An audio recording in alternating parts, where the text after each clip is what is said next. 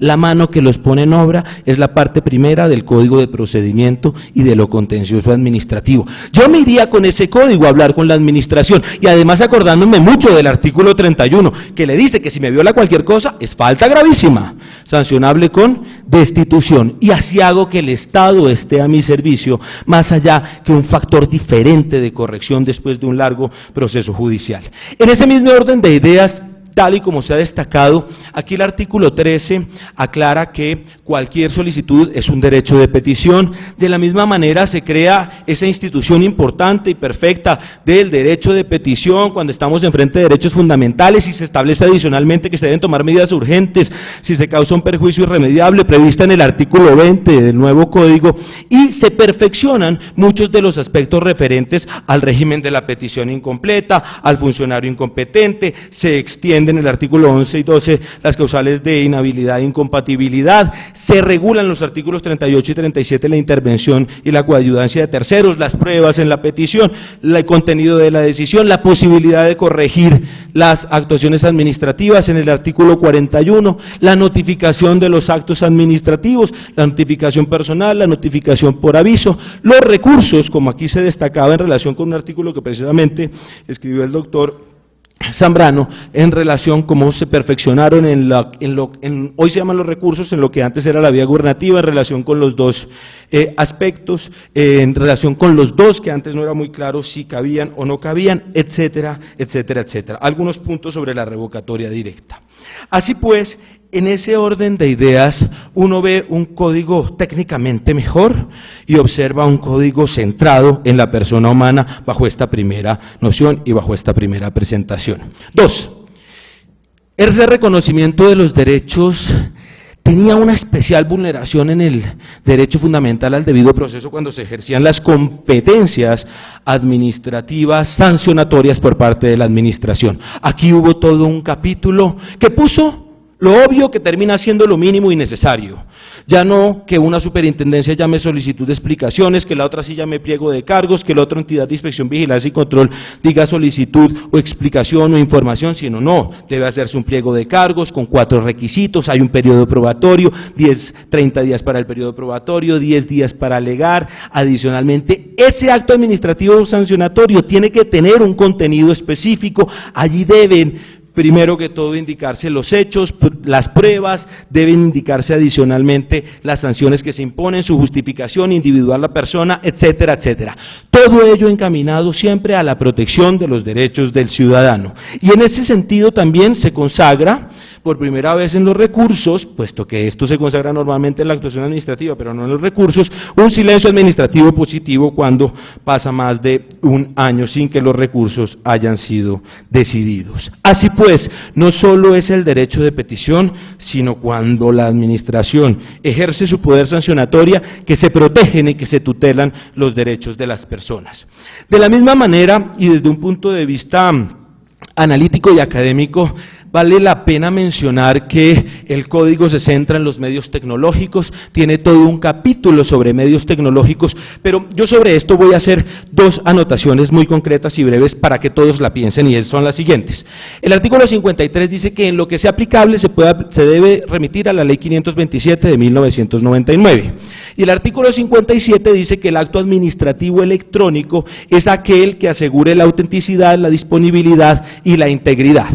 Ahora bien, esto podría llevar a la conclusión de que todo acto administrativo electrónico debía estar firmado digitalmente y certificado, y no pocos artículos y pocas personas afirman lo procedente en relación con este tema.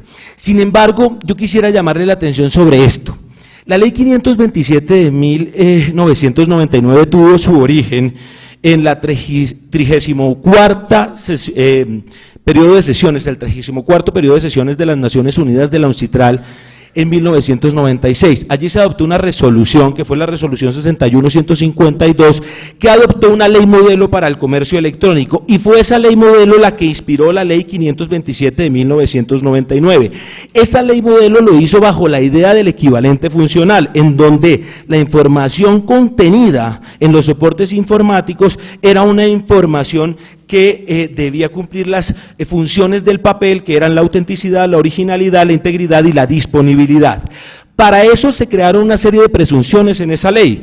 En el artículo 5 se dijo que cualquier información contenida en forma de mensaje de datos o contenida en soportes informáticos no carecía de validez o de fuerza obligatoria. Y se trajeron una serie de presunciones en los artículos 6, 7, 8 y 9 sobre el escrito, sobre el original, sobre la firma y sobre el documento íntegro. Estas previsiones eran plenamente aplicables a la administración pública y a la manera como se ponía la información sobre soportes digitales. ¿Qué es lo que ocurre? Esa ley trae un sistema que se lo entrega a un privado, que es el sistema de las certificaciones.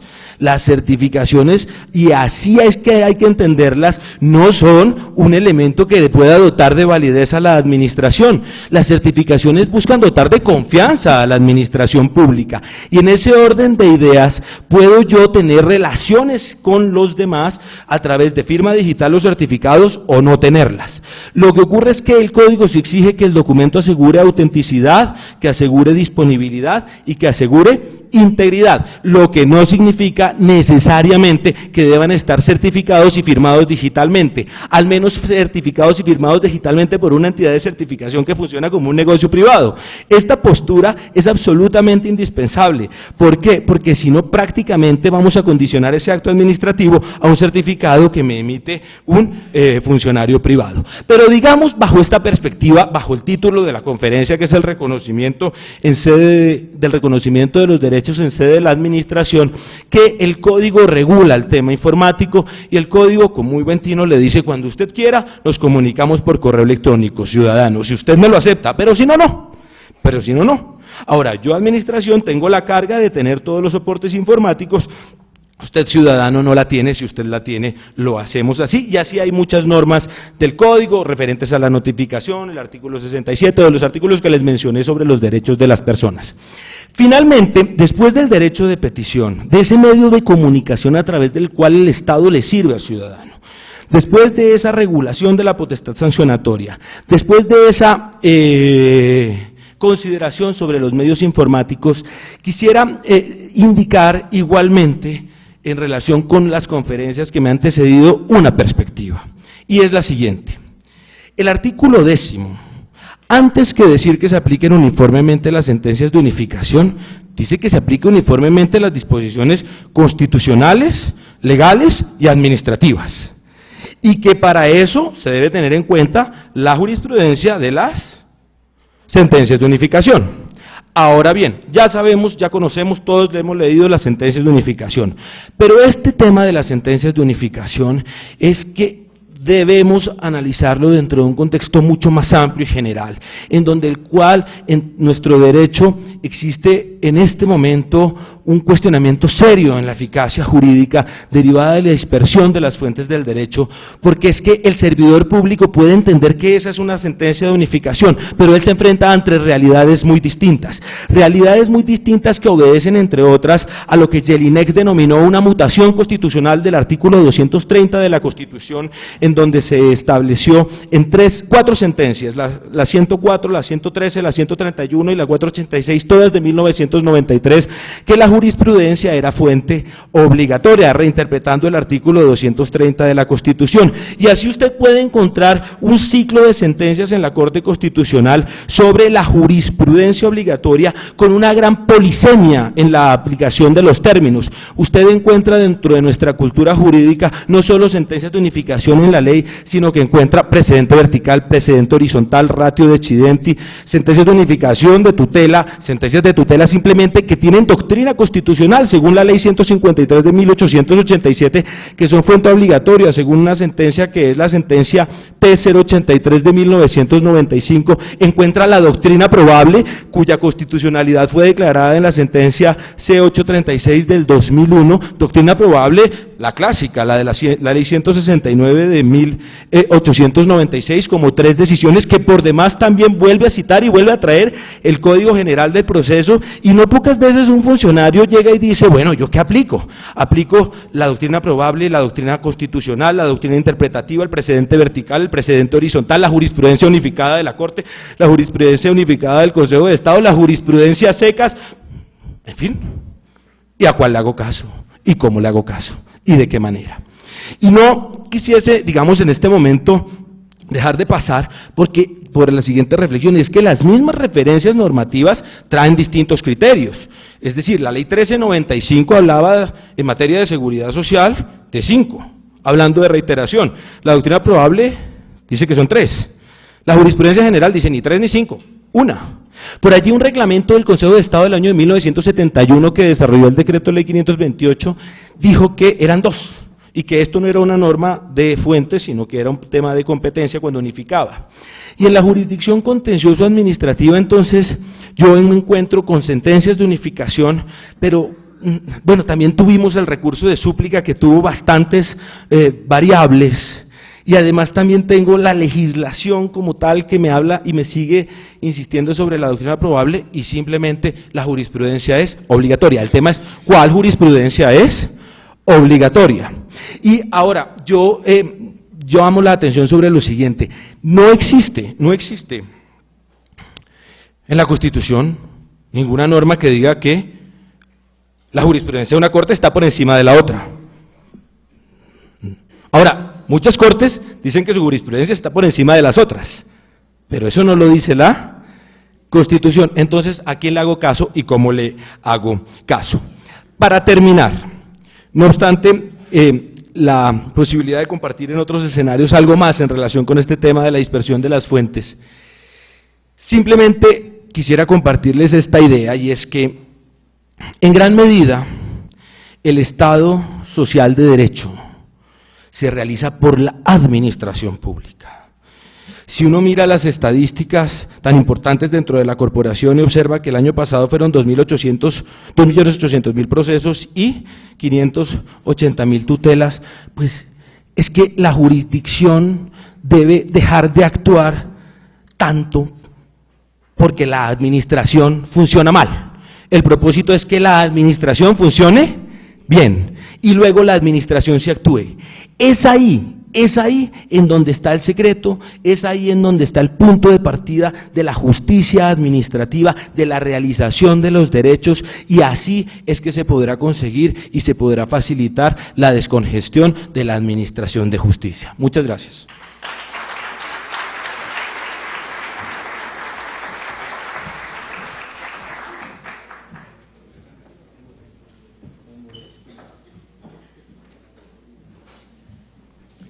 Décimo, la oralidad, por el doctor Felipe de Vivero Arciniegas.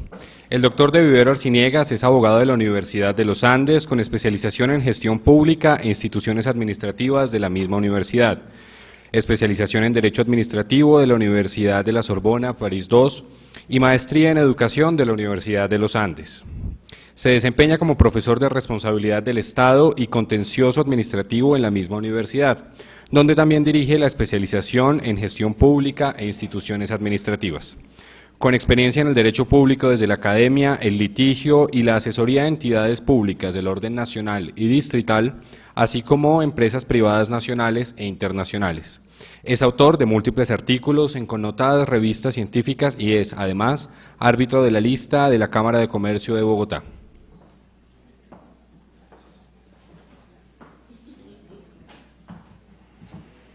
Bueno, muchas gracias. En primer lugar, obviamente, un agradecimiento a Gloria y a Mónica por la invitación. A estas horas siempre todo el mundo dice voy a hacer muy corto, voy a verdad tratar de hacerlo. El tema que se me asignó fue el tema de la oralidad. El tema de la oralidad pasa un poco como con el tema de la enseñanza del derecho. Yo tal vez hago un símil en las clases de pregrado, y tal vez el primer objetivo que digo cuando empezamos el estudio del Código de Procedimiento Administrativo y del Código Contencioso Administrativo, en la medida en que uno tiene que necesariamente ver los dos regímenes, es que solo hay un objetivo principal, y es que no vayan a salir diciendo que el código cambió un poquito, porque ahí perdimos completamente el sentido. Y el símil que sigue es, para fortuna, y pongo ese ejemplo, para fortuna de los bajitos y los gorditos, es como si nos hubieran mandado, todo el mundo podía ir a fiestas entaconado y con ayudas, ahora nos mandan a todos de baletas. Cuando cambia la fiesta, cuando las mujeres ya no se pueden poner el tacón alto, el tacón puntilla, ni el que engaña, que es el de plataforma, que uno dice cómo no se cansan y entonces le cuentan es que el de plataforma no cansa. Uno tiene que un poco arrancar de ahí para entender qué fue lo que pasó. Y uno necesariamente empieza antes del Código de Procedimiento Administrativo y el Código Contencioso Administrativo. ¿Por qué?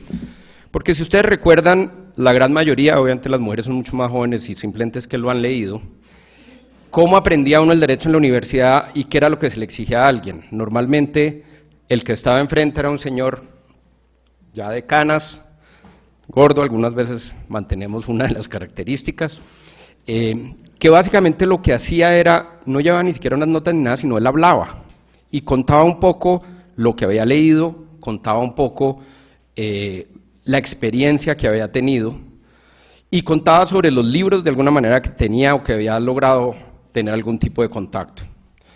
Cuando obviamente llega, y eso suena puro cuento de abuelito, pero cuando llega Internet eso cambia completamente, porque uno para estudiar para un examen, ¿qué era lo que hacía? Lo primero que tenía que tener era un cuaderno abierto y uno copiaba lo que decía el profesor.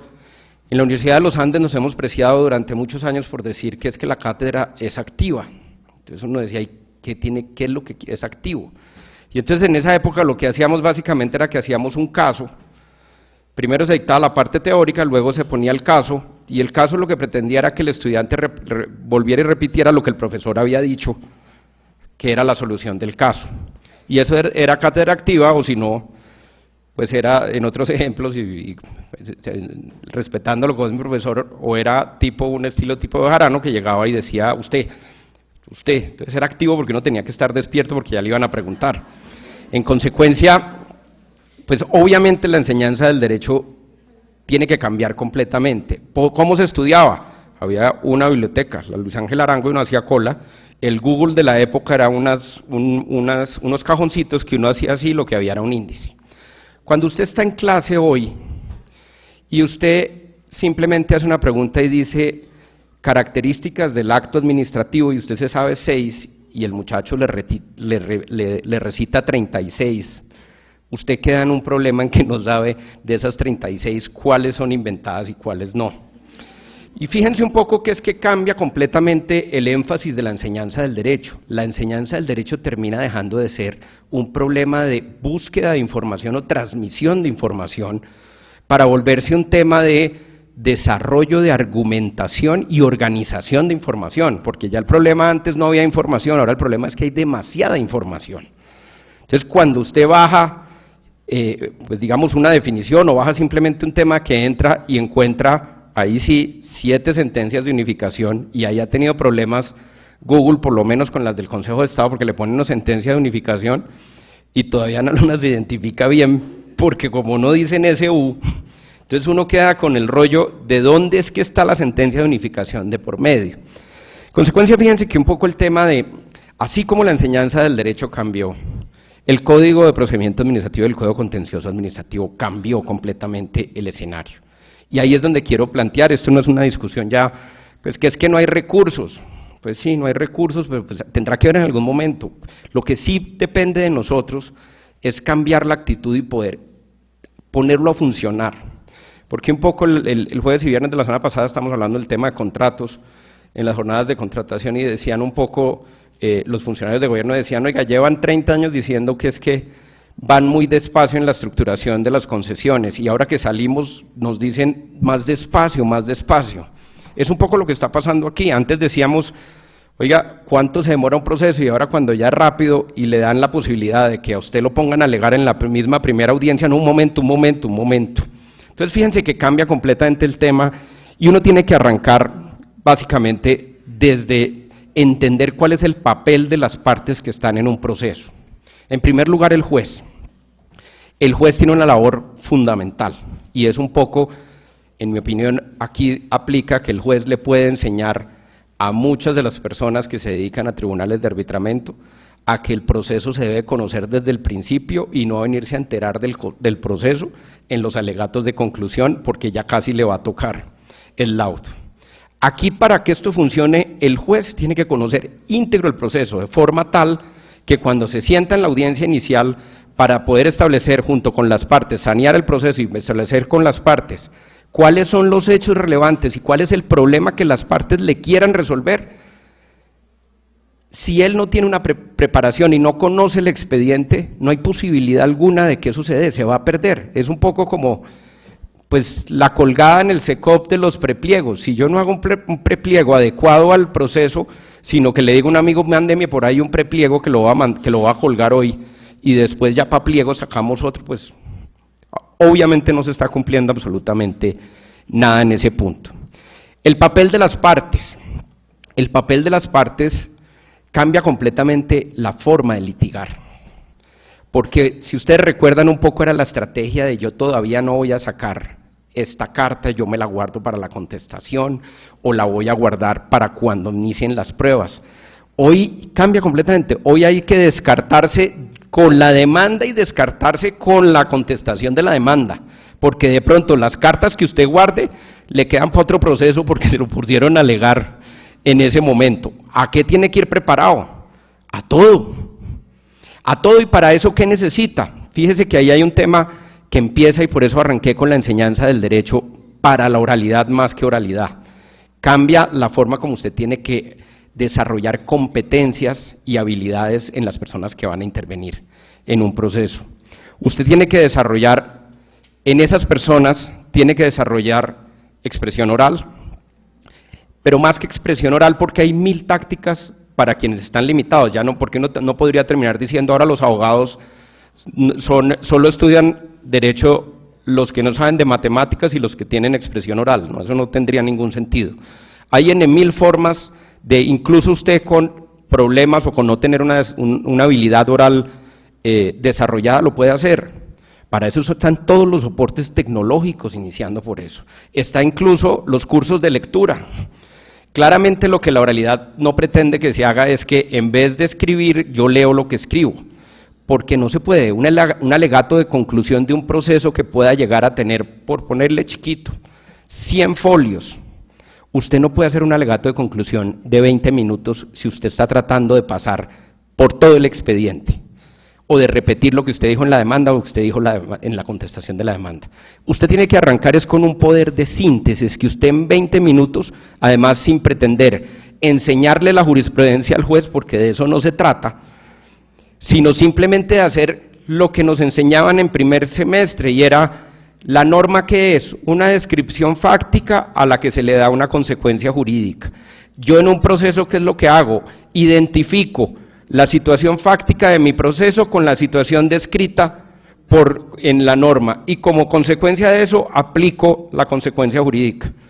En algún momento nos perdimos y empezamos a escribir 500 páginas y un poco de cosas y a desarrollar jurisprudencia, digamos a citar jurisprudencia como única fuente de derecho, un poco en la misma línea de lo que decía Martín en términos de primero aplique la ley y luego miremos qué dice la jurisprudencia de esa ley. ¿Cómo desarrolla uno eso?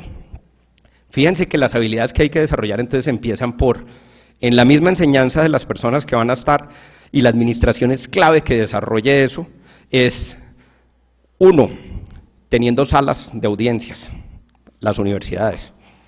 Yo no puedo irme, y hay un librito muy sencillo de un gringo que dice mi primer juicio oral, y el señor empieza en ese libro, en su primer capítulo, a decir, yo llegué a la sala de audiencias y nunca me habían enseñado en qué puesto se debía sentar el defensor. Claro, eso nunca se lo enseñan. ¿Cuándo le enseñan a uno, entre otras, a hacer una propuesta de honorarios? Nunca. ¿Y por qué va a tener miedo? ¿Qué debería incluir una propuesta de honorarios? Una propuesta de honorarios, fíjense, que dentro de un desarrollo de una mentalidad diferente del derecho, es una forma de enseñar las etapas del proceso. ¿Por qué? Porque si usted va a cobrar la primera parte en un proceso que se le puede demorar 15 años, pues usted cobró mal, y usted llevar el contrato a Carulla a ver si le canjean algo, versus simplemente la titulación de la cuenta que va a salir en 15 años, si el proceso sale bien, creo que está equivocada. En ese orden de ideas, fíjense un poco, y es una experiencia tal vez que quisiera contar de lo que se está haciendo en la universidad para esos efectos. Se tiene una sala de audiencias, se graba a los estudiantes, ellos se ven después, se les lleva el tiempo, se llevan incluso jueces que van y actúan, los miran y les dicen, mire, esto tiene que mejorarlo, y ellos mismos le enseñan a los jueces, porque les terminan diciendo, mire, perdón doctor, ¿usted por qué hizo eso? Pues el tipo le explica, y le dice, pero doctor, ¿eso dónde está? No, pues es que yo lo llevo haciendo 20 años. Entonces, un poco para no alargar en el cuento haciendo esto absolutamente sencillo, es fiesta de Valeta, hay que ir todos de Valeta. En consecuencia, preparémonos para esa fiesta de Valeta, porque si no nos preparamos para esa fiesta de Valeta, vamos a desnaturalizar completamente una institucionalidad que lo que pretende ser es un arma y un instrumento de una justicia eficaz. Yo no me quiero imaginar que ya en algunas partes se está diciendo que obviamente va a haber una congestión en la administración de justicia, que no va a pasar mucho tiempo cuando nos estén fijando la primera audiencia para dentro de 4 años. Si eso pasa, a nosotros la reforma se va a desnaturalizar completamente. Claro, le preguntarán a uno, le dice, claro, pero usted no dice que es un problema de recursos. Yo no estoy diciendo que no sea un problema de recursos. Yo lo que estoy diciendo es, mi conferencia no es sobre el problema de recursos. Evidentemente, si yo tengo una sola sala y tengo que adelantar 15 procesos en una mañana, pues de diferentes secciones, pues obviamente es imposible. Pero digamos que es un tema donde uno claramente lo que tendría que cambiar, repito, es la misma actitud. Frente a ese tema quisiera hacer 2 comentarios que me parecen relevantes, que aunque no son directamente, que no atañen directamente al tema de la oralidad, creo que de alguna manera impactan la administración de justicia y un poco lo que el ciudadano del común, la respuesta que tiene frente a la administración de justicia. Y es el tema de la comunicación de las sentencias mediante los comunicados de prensa versus la fecha final de la sentencia. Uno entiende que hay temas en los cuales, digamos, la opinión pública genera tal grado de presión que necesita saber el sentido de la sentencia, pero lo que uno sí no entiende es que la sentencia entre la fecha en que se comunica y la fecha que finalmente sale, como en algunos casos alcance a pasar 1 año. Porque entre otras uno dice, a veces le hacen hacer uno el ridículo con el del derecho de petición. Algunos alcanzamos a decir, se cayó el derecho de petición, y a algunos estudiantes les dijimos, arranquen la primera parte del código. Y en febrero, cuando salió la sentencia, tocó decirles, oiga, si tienen por ahí la parte que arrancaron, péguenla porque va hasta el 2014, diciembre del 2014. En el comunicado de prensa no decía nada sobre el efecto diferido de esa parte.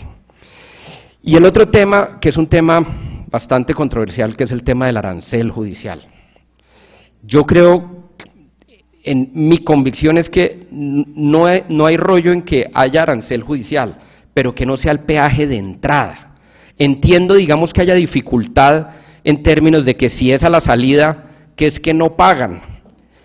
Yo no sé, como la finca, la botella de cerveza o de Coca-Cola, inventémonos algo, pero que no sea la inversa, que la persona realmente no pueda acceder a la administración de justicia porque le pusieron un peaje tan caro que no puede, porque entonces estamos controlando por donde no es. Yo, pues la verdad, de una manera muy simple, simplemente quería expresar estas ideas un poco para tratar de ayudar a que sea un proceso de autorreflexión en el que cambiemos la mentalidad de cada uno de nosotros. Muchas gracias.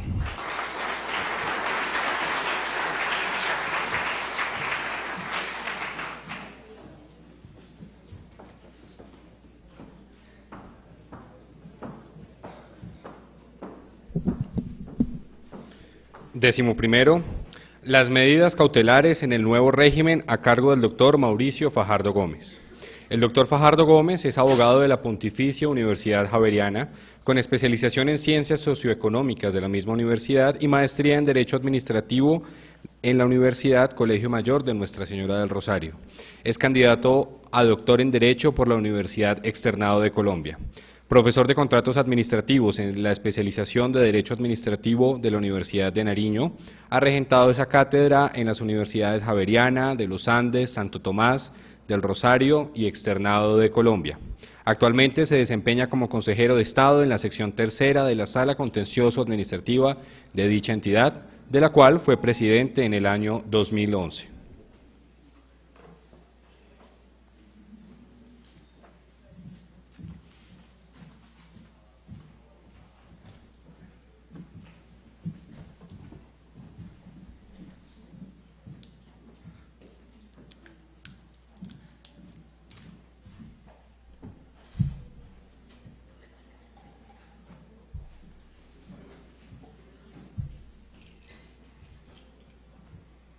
un agradecimiento muy especial a las directivas tanto de la Universidad Externado de Colombia como de la Corporación Excelencia en la Justicia, que tuvieron la gentileza de invitarnos a compartir con ustedes algunas reflexiones muy puntuales acerca de estos temas que nos han sido propuestos y que resultan de tanto interés para quienes trajinamos a diario sobre asuntos propios de derecho administrativo, de los procesos y de la aplicación a casos concretos de decisiones judiciales. Por supuesto, un saludo muy especial a la doctora Rodestela Correa, ex magistrada del Consejo de Estado, ex ministra de Justicia, a los señores magistrados del Tribunal Administrativo de Cundinamarca, que alcanzo a visualizar en la sala, por supuesto a los profesores tanto de esta como de otras universidades que engalanan este auditorio, y naturalmente un saludo muy respetuoso y especial a los estudiantes que estoicamente y a los asistentes que estoicamente a esta hora todavía continúan haciendo presencia en la sala. Y a propósito de lo cual, pues tengo necesaria y obligatoriamente que sentar una protesta enfática, más por ustedes que por mí, protesta que no tiene nada que ver con el hecho de que, porque creo que los escenarios académicos son precisamente para cuestionar, para decir, pero quizá, al menos desde mi muy personal punto de vista, en una forma realmente más profunda, más seria.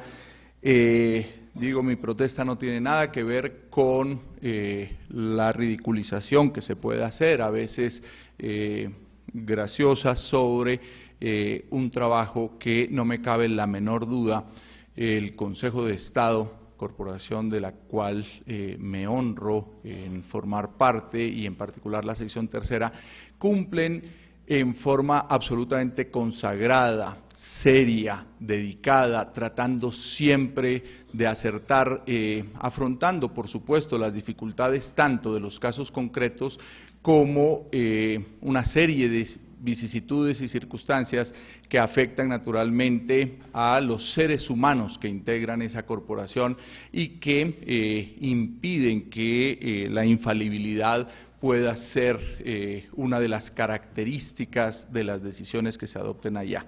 Pero en cualquier caso, digo, a eso no me refiero y no me voy a referir a esa banalización, porque las sentencias, al menos aquella a la cual me correspondió escuchar, se hizo referencia aquí, estoy absolutamente convencido, es una sentencia que no requiere, como no requiere ninguna providencia de ese estilo, en mi opinión, ninguna clase de defensa adicional. Esas son unas providencias que están llenas de argumentos, llenas de razones, y que están llamadas precisamente a ser escrutadas por el público en general para que se defiendan solas, para que no tenga nadie que salir en su auxilio.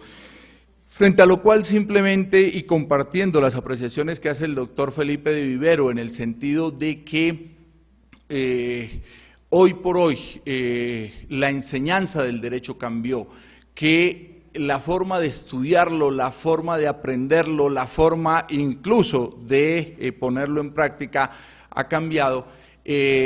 Aunque comparto esa apreciación, creo que necesariamente hay de todas formas, doctor Felipe, aún con exceso o limitaciones en la información, hay que concluir en que es absolutamente indispensable leer. Si no empezamos desde esos elementales aspectos que a veces desafortunadamente no reciben la atención que merecen en las facultades de Derecho, y no hacemos esfuerzos por leer y por aprender a leer bien, pues desafortunadamente termina siendo fácil que las normas mismas no las entendamos, que las normas les demos un sentido distinto al que tiene su redacción, y lo propio ocurre con las sentencias. Por esa razón yo, que repito, no tengo por qué entrar a defender ninguna de las sentencias a las que aquí se ha hecho referencia, en particular aquella relacionada con el cambio de jurisprudencia, en punto de la renuncia tácita o no del pacto arbitral. Lo único que les pediría, les rogaría, les solicito es que la lean completa. Y después de leerla completa, creo que tendrán elementos de juicio suficientes para valorar las diferentes opiniones que al respecto se quieran y o se puedan emitir. Mi protesta sí es naturalmente por la hora en la que yo tengo que dirigirles a ustedes unas anotaciones muy puntuales sobre medidas cautelares, pero entenderán, y yo entiendo o asumo, que a la 1:15 de la tarde ponerse a hablar de medidas cautelares resulta poco menos que sadomasoquista. Así que trataré de ser muy específico y muy puntual para decir, y además ante un auditorio, primero que por la calidad de sus integrantes conoce suficientemente bien el tema, pero además, debo señalar, entre los integrantes está la doctora Rudestela, que trabajó ese tema con tanto detalle, con tanta dedicación, con tanta consagración, que naturalmente ante este auditorio me siento intimidado para tratar de transmitir algo que no conozcan con suficiencia y respecto del cual las autoridades están del lado de allá para poder abordarlo y no de este lado del escritorio. Sin embargo, tratemos de puntualizar. Claro, aquí nos han dicho, y yo comparto, por supuesto, con la expedición de la Ley 1437 no se produjo un cambio cualquiera en la regulación, sobre todo en materia procesal, no se produjo un cambio cualquiera en la regulación de todos los aspectos relacionados con los litigios que cursan ante la jurisdicción de lo contencioso administrativo. Se produjo un cambio enorme, un cambio grande, un cambio drástico, cambio respecto del cual yo creo que necesitaremos no solo varios años para entenderlo suficientemente bien, para comprenderlo, para poder apropiarnos de él, sino que apenas se están haciendo, en mi opinión, las primeras lecturas, apenas estamos haciendo las primeras lecturas de esas disposiciones. Es muy difícil en este momento decir que ya la forma en que tiene que entenderse o interpretarse una u otra institución va en esta línea o en aquella, o que la jurisprudencia ya está decantada alrededor de estas instituciones. No, ahí yo creo que vamos a tener que hacer un esfuerzo inmensamente grande entre todos funcionarios públicos o servidores de la administración pública, litigantes, jueces, académicos, estudiantes, profesores, para ir avanzando en estos aspectos. Y por eso, aunque aún desde esas primerísimas lecturas que seguimos haciendo del Código, no obstante que yo no vacilo en señalar que se produjo un cambio fundamental e importante con la expedición de ese Código, me atrevo a ir un poco más allá y decir que si en algo hubo cambio drástico, dramático, importante, es en el tema de medidas cautelares. Podríamos eventualmente, sin soslayar, ni más faltaba la importancia de todos los cambios que se sucedieron, sobre todo en la parte procesal, podríamos dejarlos de lado, pero en el tema de medidas cautelares resulta imposible no reconocer la modificación tan dramática que tuvo la regulación anterior versus la regulación hoy vigente. Todos sabíamos y todos conocemos suficientemente bien que en el régimen anterior las medidas cautelares se reducían a nada más que a una, punto, la de la suspensión provisional de los efectos de un acto administrativo.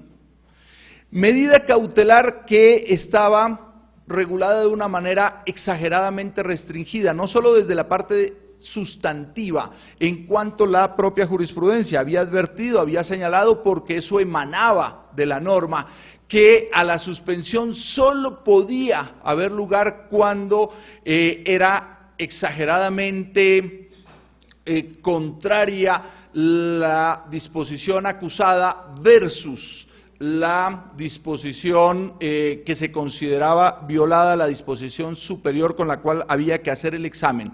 No solo resultaba así de exigente en lo sustantivo, sino que en lo procesal también sabíamos que estaba muy restringida la regulación.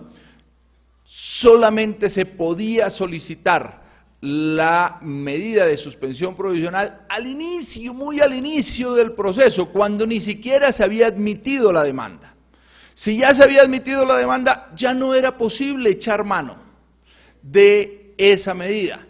Y si en el curso del proceso surgían elementos que permitían avisorar con claridad la transgresión de la decisión acusada versus normas superiores constitucionales o legales, la verdad ya no había nada que hacer distinto a esperar a que viniera el fallo para que el fallo lo resolviera. Hoy nos encontramos con un panorama absolutamente distinto en materia de medidas cautelares, no solo porque el tema específico de la suspensión provisional de los efectos de los actos administrativos cambió de manera dramática en la medida en que esos dos aspectos que acabamos de anotar, el sustancial fue flexibilizado de una manera bastante importante y hoy existen mayores elementos para que el juez de lo contencioso administrativo pueda hacer el examen y pueda hacer la constatación de los cargos que se están formulando en contra del acto administrativo por la violación de las normas superiores, incluso acudiendo a las pruebas que se han allegado al proceso para efectos de hacer esa constatación, sino que esa solicitud se puede hacer en cualquier etapa del proceso. Ya no se necesita, ya no es urgente, ya no es necesario hacer la solicitud en el momento mismo en el que recién se iba a promover el proceso, sino que en cualquier etapa del proceso podría solicitarse. Y ojo que apenas acabo de presentar un saludo al auditorio, así que ya voy a terminar. Al hecho de que se pueda solicitar en cualquier etapa del proceso, se le debe agregar la consideración de que hoy las medidas cautelares ya no se reducen a esa sola, ya no es una sola y única medida cautelar. Bueno, ya, recobré el hilo. Quería decir que adicionalmente, hoy tenemos un cambio que también creo que es importante, porque tiende no solo a garantizar el principio de contradicción y a garantizar la efectividad a plenitud del debido proceso, sino que le permite al juez contar con más elementos para efecto de tomar la decisión correspondiente. Me explico. Cuando se hacía la solicitud de la suspensión provisional en el régimen anterior y tenía que hacerse la decisión con el auto admisorio de la demanda, pues no había oportunidad alguna para que la contraparte hubiese podido hacer alguna clase de pronunciamiento. Hombre, estoy de acuerdo, no estoy de acuerdo, hay una equivocación en ese análisis por estas y estas razones. No, nada, sencillamente se llevaba la parte demandada la sorpresa infinita de que al notificarle el auto admisorio de la demanda le estaban también informando que se había tomado la decisión de suspensión y contaba con un término angustioso y reducidísimo simplemente para interponer recurso contra esa decisión, o de lo contrario tenía que aguantarse la suspensión el resto del proceso. Porque ya en la contestación de la demanda, que como bien sabemos, se hacía durante el término de fijación en lista, cuando ya el auto admisorio no era objeto de discusión y la medida de suspensión tampoco, entonces todas las razones, las argumentaciones, los elementos que se tenían para cuestionar la decisión, tanto la solicitud como la decisión de suspensión, pues ya no tenían cabida, ya no había lugar a ello. Otra vez esperemos a que haya sentencia para que allá se hagan las valoraciones correspondientes.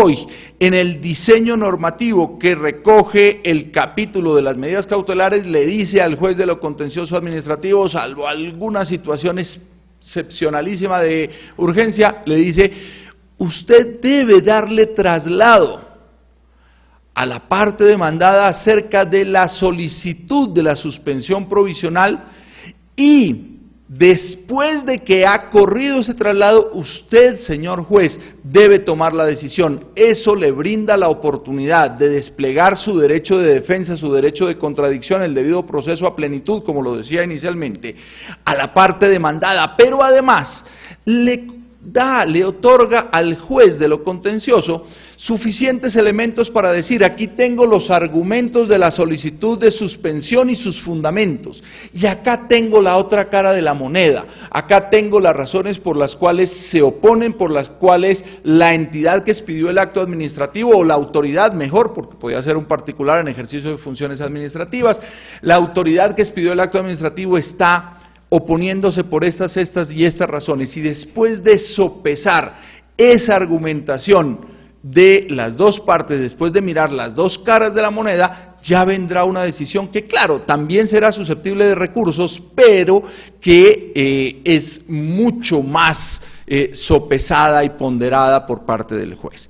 Pero para no quedarnos con la suspensión provisional, que ya suficientes cambios nos permiten señalar, debemos decir que, como todos ustedes conocen, hoy, en los procesos declarativos, que es esa la parte interesante del tema, no estamos hablando de esas medidas cautelares a las que veníamos acostumbrados en los procesos de ejecución, en los ejecutivos, en donde se seguirán las normas tradicionales y normales de las medidas de embargo, secuestro, inscripción, en fin, no. Estamos hablando de unas medidas que se adoptan en unos procesos en los que no hay todavía definición, no hay claridad, no hay seguridad sobre la existencia del derecho. Será la sentencia solo al final del proceso la que declare si el derecho que estaba en litigio y que se estaba reclamando por el demandante realmente le asiste o no le asiste. Cuando estamos en un proceso ejecutivo se supone, al menos en la generalidad de ellos, que de entrada con el título ejecutivo estamos ante una obligación clara, expresa, exigible. Luego el derecho en principio no está ni tendría por qué estar en discusión en esa clase de procesos. Digo en principio por aquello de ciertas excepciones de fondo que pueden hacer mucho más incierto el resultado de un proceso ejecutivo que el de un ordinario. Pero, hecha esa salvedad, si regresamos al terreno normal de los procesos ordinarios, de los procesos declarativos, en donde no hay ninguna clase de seguridad sobre la existencia del derecho, que es lo que se está discutiendo, ahora, con el propósito de garantizar la tutela judicial efectiva de esos derechos, y claro, previa constatación de unas exigencias que la ley ha consagrado, se le está diciendo al juez, mire, no espere, no hay necesidad de que usted espere hasta que se dicte sentencia para que adopte una serie de medidas que van precisamente encaminadas a garantizar, a proteger el objeto del proceso y la efectividad de la sentencia. Lo que se quiere, lo que se quiso con esas medidas cautelares, que pueden ser de diversa naturaleza, reales, personales, probatorias, pueden ser declarativas, pueden ser preventivas, conservativas, anticipativas y por supuesto de suspensión.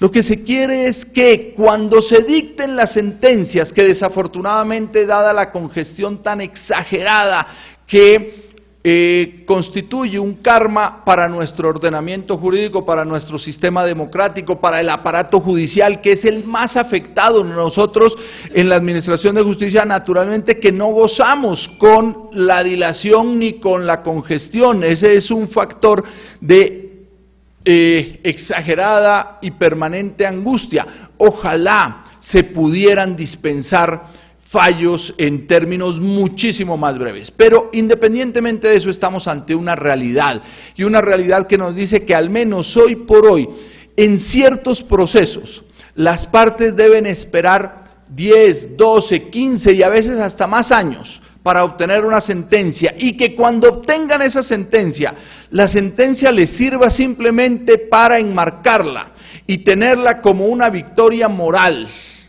pues eso clama al cielo. Eso no tiene nada que ver con la tutela efectiva, la tutela judicial efectiva que el Estado debe prodigarle a los titulares de los derechos que en un momento determinado se ven entrelazados en procesos judiciales para tratar de obtener ese título que les permita gozar y disfrutar a plenitud de su derecho. Pues bien, es con ese propósito con el cual la ley 1437 le dijo al juez de lo contencioso administrativo: aunque el proceso esté en curso, aunque el proceso esté lejos de terminar, aunque el reconocimiento y la consolidación del derecho solo vaya a provenir de la sentencia que se dicte al finalizar el mismo, usted, siempre que se lo soliciten, porque en principio, vuelve y juega, la regla nos indica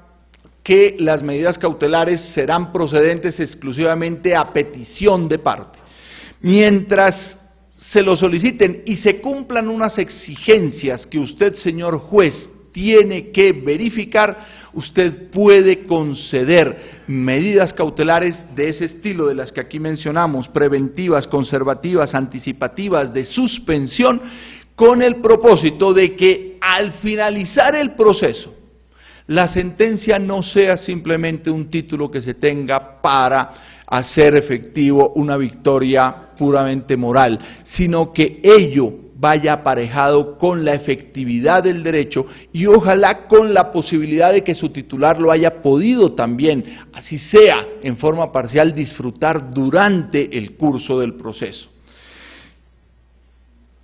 Los requisitos, y con esto termino porque ya hace rato que me volé de la tarjeta amarilla que nos habían señalado para dar por terminada nuestra intervención. Los requisitos, para mi gusto personalísimo, por supuesto, se consagraron más requisitos de los que seguramente podían y debían hacerse exigibles. Sin embargo, entiendo naturalmente que en esto el legislador se enfrentaba ante el riesgo no solo de la novedad que estas medidas suponen en estos procesos declarativos frente a la incertidumbre que de todas maneras representa, oiga, ¿y qué pasa si cuando lleguemos al final las pretensiones no prosperan y se deniegan? Tratar de recoger algunas medidas cautelares será fácil, pero otras seguramente ya no. Ante el riesgo que representa esa incertidumbre, ante la novedad que representaba y representa el tema, ante la anticipación que el juez haga de la forma en que cree puede culminar el proceso, pero todos los que hemos tenido relación con estas materias sabemos que a veces nos llevamos unas sorpresas grandes. En algunas oportunidades estimamos, después de conocer una serie de elementos, sobre todo la demanda, que si está perfectamente estructurada y soportada, hombre, como que tiene cara de prosperar, y cuando recibimos la contestación y vemos cuáles son sus apoyos, sus argumentos y sus excepciones, de pronto decimos, wow, la cosa puede cambiar sustancialmente. Entonces, obviamente ahí había unos riesgos grandes, y por eso el legislador prefirió ser suficientemente cuidadoso, suficientemente prudente para efectos de que pues no hubiese aquí esas dificultades. Y por esa razón le dice al juez: mire, señor juez, usted debe proceder a dictar las medidas cautelares siempre que verifique lo que en la doctrina internacional y nacional se denomina el buen derecho del demandante. Esto es que usted naturalmente esté ante la presencia de una demanda suficientemente seria, bien fundamentada. Hay unas demandas que por sí solas o evidencian temeridad o ausencia de cualquier clase de fundamento, de soporte, de pruebas que puedan apoyar las afirmaciones que en ellas se consignan. Por esa razón se le dice: no, señor juez, usted no puede ir dispensando medidas cautelares a cualquiera que se lo solicite. Usted tiene que verificar con absoluta claridad, con precisión, que haya un buen derecho del demandante, que definitivamente haya unas posibilidades serias de prosperidad respecto de sus pretensiones.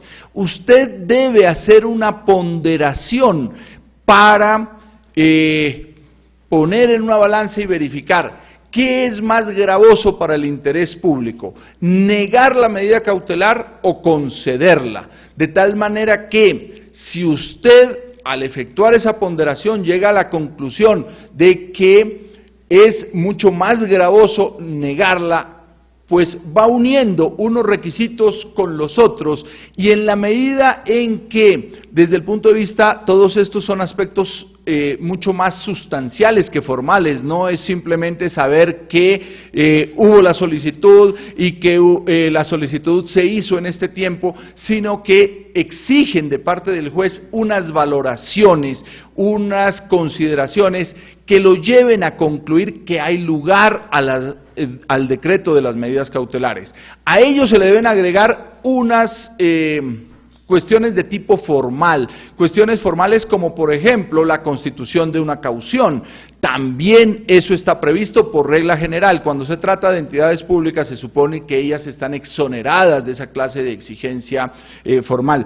Y bueno, se me quedan por mencionar y por señalar muchas y más importantes cuestiones que caracterizan este régimen de las medidas cautelares. Desafortunadamente, insisto, tanto por razón del tiempo como por su paciencia, por su dedicación, es imposible que continuemos abusando de estas circunstancias, y simplemente me limito a poner de presente, como creo que todos conocemos, que con un buen ejercicio de las facultades que la ley le consagró a los jueces de lo contencioso administrativo, y con un buen manejo por parte de los litigantes en relación con las medidas cautelares, yo creo que podemos encontrar, además de todas las medidas que el Código contiene en su primera parte, yo creo que podemos encontrar al final del día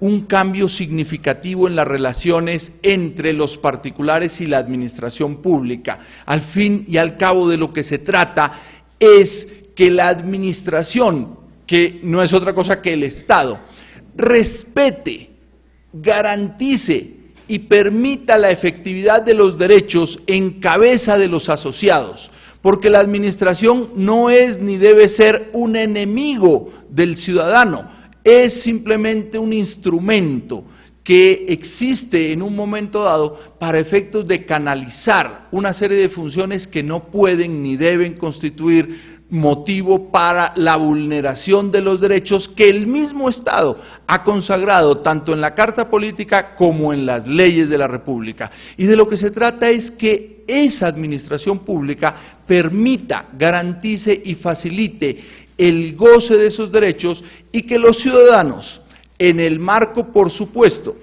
de sus propios derechos y respetando los de sus conciudadanos, puedan ejercer a plenitud las libertades y los derechos de los cuales son titulares. Muchas gracias, doctora Gloria María.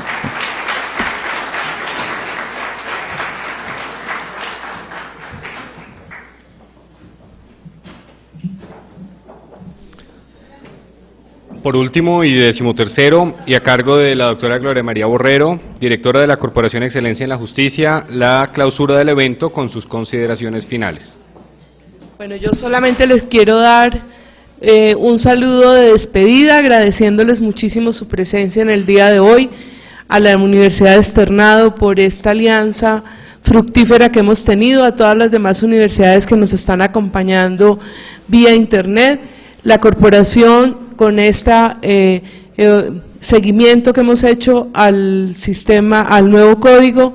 Ya hemos puesto a las autoridades algunas alertas, vamos a seguir vigilantes y les prometo que vamos a seguir teniendo estos escenarios de reflexión de las reformas procesales que están en curso. Espero que sean mucho más cortas porque realmente los eventos solamente deben durar, ya por experiencia con la rama, solamente una jornada por la mañana o por la tarde. El resto, mil y mil gracias a todos ustedes, a los expositores que de manera tan generosa han venido hoy, que es un día complicado de trabajo, a compartir con nosotros sus conocimientos. Gracias a todos.